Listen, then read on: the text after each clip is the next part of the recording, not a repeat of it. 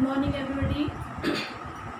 आज हम इस लेक्चर में पीपल एज अ रिसोर्स के सेकंड पार्ट के बारे में डिस्कस करेंगे।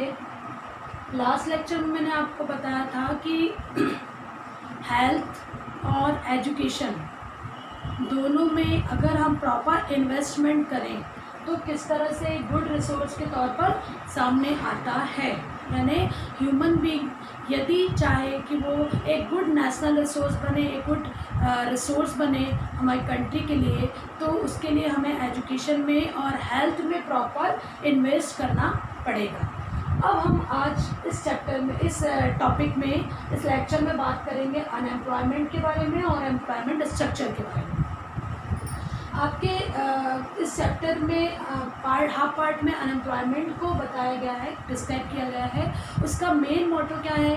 अनएम्प्लॉयमेंट डायरेक्टली या इनडायरेक्टली रिलेटेड होता है पीपल से, और एक अनएम्प्लॉयड पर्सन एक अच्छा रिसोर्स, ऐसा पीपल्स अच्छा रिसोर्स में नहीं आता, गुड रिसोर्स में नहीं आता। इसलिए अनएम्प्लॉयमेंट को डिफाइन किया गया है अलग अलग टाइप से, और इस डेफिनेशन के जरिए हम इस चीज़ को समझेंगे कि ये एक अच्छे रिसोर्स के लिए कैसा बेनिफिशियल है। फर्स्ट थिंग, अनएम्प्लॉयमेंट क्या है? Unemployment it mean that when the peoples want to do any job, यानी व्यक्ति जब कोई काम करना चाहता है but they are not getting a job, that problem is called unemployed problem, unemployment problem. So unemployment में थ्री टाइप्स यहाँ पर मैंने लिखे हैं। बेसिकली अनएम्प्लॉयमेंट के तीन टाइप होते हैं: seasonal unemployment, disguise unemployment and educated unemployment. क्या होता है ये सब? देखिए, seasonal unemployment means according to season when people become unemployed ना। यानी जैसे एग्जांपल, फार्मर हैं, उन्होंने 4 मंथ में ग्रोन अप किया, कल्टीवेशन किया, फिर 4 मंथ जो है वो फ्री है, तो they are the example of seasonal unemployment. और भी है, जैसे आपने देखा होगा कई ऐसे वाइट वॉश करने का वर्क करते हैं, है ना, तो वो क्या कर सीजन के अकॉर्डिंग वाइट वॉशिंग करते हैं, बाकी उस समय फ्री रहते हैं, they are coming in seasonal unemployment, है ना।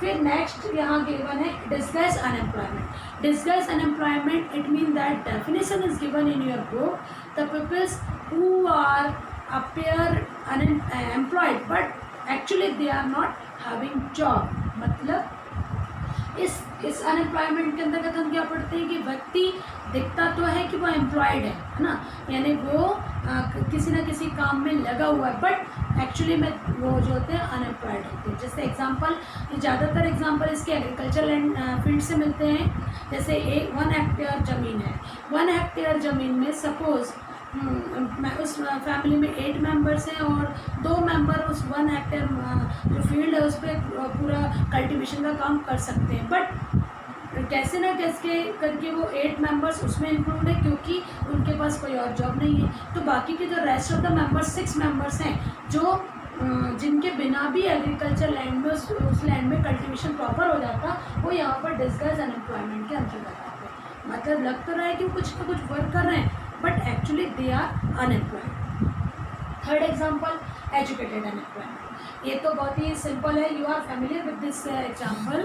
क्या है educated unemployment? Educated unemployment means peoples, so many peoples nowadays in our country they are actually educated but they are not having a job. अभी वो क्या है, एजुकेटेड तो हैं लेकिन उनके पास जॉब नहीं है, MBA है, BA होल्डर हैं और भी बहुत सारे डिग्री डिप्लोमा लेकर बैठे हैं लेकिन उनके पास जॉब नहीं है। ये सब इसमें दिया हुआ है एजुकेटेड अनएम्प्लॉयमेंट। तो ये तीनों अनएम्प्लॉयमेंट के टाइप्स दिए हैं। ये आपके पीपल एज अ रिसोर्स में टॉपिक देने का मेन मोटिव क्या है कि कहीं ना कहीं ये पीपल अच्छे रिसोर्स बनने के लिए कहीं ना कहीं ये जो है एक पर्टिकुलर कॉज होते हैं, और गवर्नमेंट ने ये अनएम्प्लॉयमेंट की प्रॉब्लम को रिमूव करने के लिए आफ्टर इंडिपेंडेंस यानी 5 ईयर प्लान्स में बहुत सारी स्कीम्स लॉन्च की, है ना। जैसे आपने सुना होगा रोजगार योजना, नरेगा सुना होगा, नरेगा यानी अभी जिसको नरेगा के नाम से यूज़ करते हैं, है ना। Mahatma Gandhi national rural guarantee scheme, जिसमें एक जॉब कार्ड प्रोवाइड किया जाता है। वो जॉब कार्ड क्या होता है? विलेजर्स, ऐसे विलेजर्स जो जॉब चाहते हैं, है ना, यानी ऐसे व्यक्ति जो इलिटरेट हैं, पढ़े लिखे नहीं है, तो उनको जॉब कार्ड प्रोवाइड की जाती है। उसमें व्यक्ति को क्या करना है, अपना रजिस्ट्रेशन कराना है। जिस दिन रजिस्ट्रेशन होगा मनरेगा के अंतर्गत, उसके बाद रजिस्ट्रेशन होने के बाद आपके 100 डेज़ का पे अलाउंस गवर्नमेंट देती है। यानी पे अलाउंस ऐसे नहीं देगी कि पे अलाउंस दे दिया, लेकिन सबसे पहले वो कोई जॉब प्रोवाइड करती है विद इन 5 किलोमीटर एरिया। नहीं, जैसे व्यक्ति किसी पर्टिकुलर प्लेस पर रह रहा है, वहाँ से आसपास के 5 किलोमीटर में कोई कंस्ट्रक्शन वर्क हो रहा है, कोई लेबर वर्क हो रहा है, वहाँ उसको काम दिया जाता है और पर डे के अकॉर्डिंग, है ना, और पर डे उसको वेजेस प्रोवाइड की जाती है। सपोज 7 डेज़ में से 5 डेज़ काम मिला और 2 डेज़ उसको काम नहीं मिला, लेकिन गवर्नमेंट उसको वो 2 डेज़ की भी वेजेस प्रोवाइड करेगी। तो ऐसे रजिस्ट्रेशन के बाद से 100 डेज़ का पे अलाउंस गवर्नमेंट देती है और ये आता है मनरेगा के अंतर्गत। ऐसे बहुत सारी स्कीम्स गवर्नमेंट ने लॉन्च की है ताकि अनएम्प्लॉयमेंट, ये जो सीजनल अनएम्प्लॉयमेंट प्रॉब्लम है ना, इसको रिमूव कर सके। और भी बहुत सारे एजुकेशन पर बेटर से बेटर स्कीम लॉन्च कर रही है ना। आप अगर नेट उठा के देखो तो बहुत सारी स्कीम्स ऐसी हैं जो गवर्नमेंट ने एजुकेशन पर और अनएम्प्लॉयमेंट पर फोकस करके निकाली है। और इससे रिलेटेड सारी स्कीम का एक अलग से वीडियो मैं आपको बना दूंगी। अब इसमें नेक्स्ट टॉपिक दिया हुआ है एम्प्लॉयमेंट स्ट्रक्चर। अब हमने ये तो पढ़ लिया कि अनएम्प्लॉयमेंट क्या है। अब हम ये पढ़ेंगे कि एम्प्लॉयमेंट कहाँ कहाँ कैसे कैसे काम करता है, मतलब हमारी जो इकोनॉमी में है उसमें कौन कौन सा इकोनॉमी में स्ट्रक्चर क्या क्या दिए है।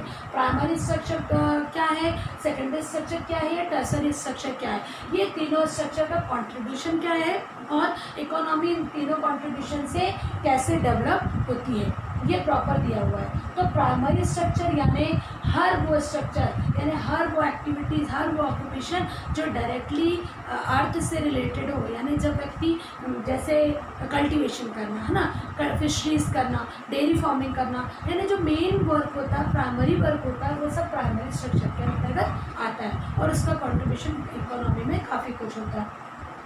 फिर है सेकेंडरी स्ट्रक्चर। सेकेंडरी स्ट्रक्चर को हम ऐसे डिफाइन कर सकते हैं कि जब हम नेचुरल रिसोर्स से कुछ एग्जिस्ट करते हैं तो प्राइमरी में है, और उन नेचुरल रिसोर्स को हम कन्वर्ट करके, मैन्युफैक्चर्ड करके या इंडस्ट्री में बेचकर कुछ में चेंज करके हम जब उसको यूज़ करते हैं तो वो सेकेंडरी स्ट्रक्चर के अंतर्गत आता है। जैसे शुगर केन ग्रोन अप किया, प्राइमरी में आ गया। उसके बाद शुगर केन से हमने शुगर बनाई, वो सेकेंडरी में आ गया।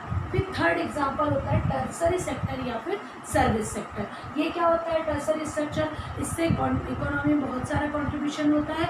आज हम देख रहे हैं कि अप्रॉक्सीमेट 65% जो कंट्रीब्यूशन है वो टर्सरी सेक्टर का होता है हमारी इंडिया इकोनॉमी में। कैसे, एवरीथिंग, है ना, your surrounding, like teacher, doctor, है ना, ATM है, हॉकर है, डेली हॉकर है, डेली जो वेंडर्स होते हैं, स्ट्रीट वेंडर्स हैं, वो सब टर्सरी सेक्टर का पार्ट है। इससे वो काफ़ी कुछ ऑक्यूपेशन कमाते हैं। एस्ट्रोनट्स हैं और भी ऐसे हर एग्जांपल जिसमें वो सर्विस देने का काम करते हैं, ये टर्सरी सेक्टर का स्ट्रक्चर में आता है। Railway, that is a part of tertiary sector, है ना। बस है ना, ट्रांसपोर्ट की सारी फैसिलिटी, कम्युनिकेशन की facility, banking facility, they all are coming in the tertiary structure. तो इस चैप्टर में हमने 2-3 बातें पढ़ी थी। एक तो हमने ह्यूमन कैपिटल फॉर्मेशन के लिए क्या पढ़ा था, एजुकेशन पढ़ा, हेल्थ पढ़ा। उसके बाद ये सेकंड पार्ट में हमने पढ़ा अनएम्प्लॉयमेंट पढ़ा, और अनएम्प्लॉयमेंट के साथ साथ हमने एम्प्लॉयमेंट स्ट्रक्चर पढ़ा। एक एग्जांपल मैंने आपको बताया था सकल और विलास की स्टोरी में, उससे रिलेटेड हम ये समझ सकते हैं कि सकल जो है उसकी फैमिली ने उसके इसमें इन्वेस्ट काफ़ी कुछ किया, है ना, तो वो उसका जो कहना चाहिए इन्वेस्ट के कारण उसका फॉर्मेशन बेटर हुआ, वो गुड रिसोर्स में कन्वर्ट हो गया। और वहीं विलास के पेरेंट्स जो फिशरमैन थे, फादर एक्सपायर हो गए, मदर थी, तो वो फिशरमैन यानी प्राइमरी एक्टिविटी से रिलेटेड थे। तो ओवरऑल मेरे कहने का मतलब है जो भी एक्टिविटीज़ होती हैं, जो भी वर्क करते हैं, जो भी ऑक्यूपेशन होते हैं, वो सब ये तीनों से इंटर रिलेटेड होते हैं। और हमने इसमें सीजनल अनएम्प्लॉयमेंट, डिस्गाइज अनएम्प्लॉयमेंट और इसके बारे में पढ़ा। और इससे अदर इस चैप्टर में मुझे नहीं लगता कि कोई और चीज़ें एक्सप्लेन करने वाली है। क्वालिटी ऑफ पॉपुलेशन पढ़ा था। क्वालिटी ऑफ पॉपुलेशन में बेसिकली वही पॉइंट है कि हेल्थ में हमें कितना इन्वेस्ट करना है और एजुकेशन में कितना इन्वेस्ट करना है। सो अब ये पूरा चैप्टर आपका कंप्लीट हुआ. If you have any comment, so if you have any doubt, so you can comment me, है ना. और please like and subscribe my channel. और 2 चैप्टर्स आपके कंप्लीट हो गए. 2 चैप्टर्स के वीडियो मैंने डाल दिए हैं, और नेक्स्ट 3rd चैप्टर का वीडियो मैं एज सुन एज पॉसिबल आपको इसमें डाल दूँगी. Thank you friends.